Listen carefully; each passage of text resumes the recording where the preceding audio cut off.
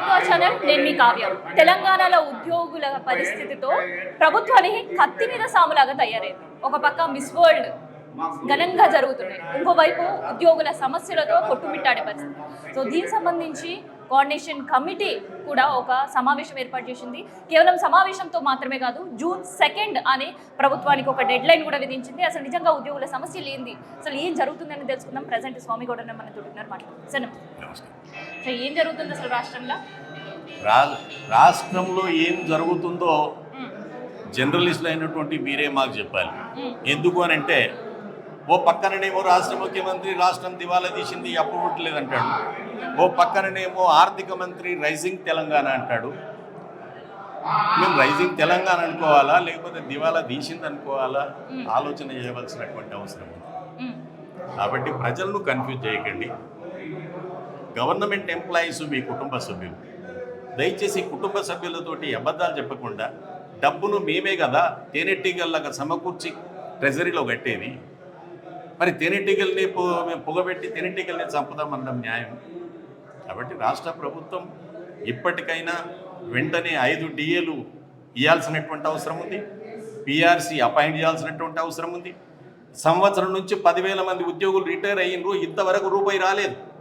తన బిడ్డ పెళ్లి చేసుకోవాలి, ఇల్లు కట్టుకోవాలి, రకరకాల కార్యక్రమాలతో ఎన్నో ఆశలతో రిటైర్ అవుతాడు ఉద్యోగి. ఈ రోజు వరకు రిటైర్ బెనిఫిట్స్ రాలేదు. సార్, ఇప్పటికే అంటే తెలంగాణ రాష్ట్రంలో ప్రభుత్వం, కొత్త ప్రభుత్వం వచ్చిన కాడి నుంచి చెప్తూనే ఉంది, ఆర్థికంగా అసలు ఏమీ లేదు, లోటు బడ్జెట్ మనది అని. సో మళ్ళీ మీ డిమాండ్స్ తీర్చమని ఇంకోవైపు మీరు ప్రెజర్ చేస్తున్నారు. సాధ్యపడిపోయిన పరిస్థితులే ఉన్నాయా? మీరు చెప్పింది వాస్తవం, రాష్ట్ర ముఖ్యమంత్రి చెప్పింది కూడా వాస్తవమే. ఎందుకంటే ఒక ఇల్లు నడిపెట్టుకునే మనకి ఇన్ని మాట్లాడితే ముఖ్యమంత్రి ఆయన ఎన్ని మాట్లాడాలి, ఆయన మేము తప్పబడతలేము. కానీ ఒక విషయం, ఏమి లేకుండానే మీరు 18,500 కోట్లు రాష్ట్ర ఆదాయం అని ఎట్లా చెప్పారు? 18,500 కోట్లు, 14,000 కోట్లు ఉన్న రోజులనేమో ప్రభుత్వ ఉద్యోగులకు అన్ని వచ్చాయి, ప్రజలకు అన్ని స్కీములు అందాయి. నేను మిగతా రాజకీయం జోలికి పోతలేను, రాజకీయం జోలికి పోతే చాలా అడగాల్సి ఉంటుంది, నేను దాని జోలికి పోతలేను. ఆనాడు 14,000 కోట్లు ఉంటే అన్నీ వచ్చాయి. ఈనాడు 18,500 కోట్లు ఉంటే ఉద్యోగులకు PRC రాదు, రాష్ట్రం దివాలా తీసింది, అప్పు పుడతలేదు, నేను బోధజాలు నన్ను దొంగలాగా చూస్తుండ్రు. ఈ మాటలు రాష్ట్ర ముఖ్యమంత్రి గారి నోటి నుంచి ఏ ప్రజలు ఇంట అనుకోలే అన్నాడు. ఇప్పటికి కూడా వారిని రిక్వెస్ట్ చేస్తున్నాం, మేము మా కుటుంబ పెద్దగానే చూస్తున్నాం మిమ్మల్ని. ఇప్పటికైనా ఉద్యోగులు చేసిన పిలిచి వాళ్ళని కూర్చొని పెట్టుకొని సమస్య పరిష్కారం కోసం ప్రయత్నం చేయండి, అగాధం సృష్టించొద్దు. ఎందుకనంటే మీకు తెలుసు, ముఖ్యమంత్రి గారేమో దివాలా తీసిండనే, ఆర్థిక మంత్రి గారేమో తెలంగాణ రైజింగ్ అనే. రైజింగ్ నిజం అనుకోవాలన్నా దివాలా తీసింది నిజం అనుకోవాలన్నా? ఎందుకు కన్ఫ్యూజ్ చేస్తున్నారు? అందుకే నేను మీ ద్వారా ముఖ్యమంత్రి గారిని, రాష్ట్ర ప్రభుత్వాన్ని కోరేది ఒకటే, రాష్ట్రంలో జేఏసీ ఉంది, మేము జేఏసీకి వ్యతిరేకం కాదు, రాష్ట్ర ప్రభుత్వానికి వ్యతిరేకం కాదు. మా పెన్షనర్లై, ముసలులై, మాకు షుగర్ రోగం ఉంది, మొకాల రోగం ఉంది, అన్ని రకాల రోగాలతో ఉన్న పెన్షనర్లం మేము. మాకు డబ్బులు మా ఇమ్మంటున్నాం, మా దవాఖానకు పోతే మందులు లేవు. ప్రతి ఒక్కడు BP షుగర్తో పోతాడు ఇంటికి. ఓల్డ్ పెన్షన్ స్కీమ్ ఇస్తామని చెప్పారు మీరు ఉద్యోగులకు, ఇప్పటిదాకా ఓల్డ్ పెన్షన్ స్కీమ్ ఇవ్వలేదు. పెన్షన్ ఎందుకు ఇస్తారండి? ఏ ఉద్యోగి అయితే ఒక డిపార్ట్మెంట్లో పనిచేస్తాడో ఆ ఉద్యోగి రిటైర్ అయిన తర్వాత అదే డిపార్ట్మెంట్ గేట్ కాడ కూర్చొని బిచ్చం అడుకోవద్దని పెన్షన్ ఇస్తుంది గవర్నమెంట్. పెన్షన్ ఎవరు మాకు బిచ్చం వేస్తలేరు, అది మా హక్కు. GPF మా హక్కు, తాపెట్టుకున్న డబ్బులు మా డబ్బులు మేము అడుగుతుంటే మమ్మల్ని దొంగల్లాగా చూస్తే ఎట్లా చెప్పండి? మిమ్మల్ని ఎవరు చూసిరో మాకు తెలియదు, కానీ మీరు మమ్మల్ని మాత్రం దొంగల్లాగా చూస్తున్నారు, మీ పిల్లలు. దయచేసి ముఖ్యమంత్రి గారు, మీకు పదే విజ్ఞప్తి చేస్తూ ఉన్నాం.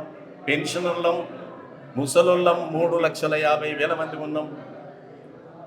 దయచేసి మమ్మల్ని ఆ విధంగా చూడకుండా మాకు రావాల్సింది రిలీజ్ చేయవలసిందిగా కోరుతా ఉన్నాం. సో తెలంగాణ ఎంప్లాయీస్ ఏదైతే మీరు కమిటీగా ఫామ్ అయ్యా, అందులో కూడా చాలా చీలికలు ఉన్నాయి.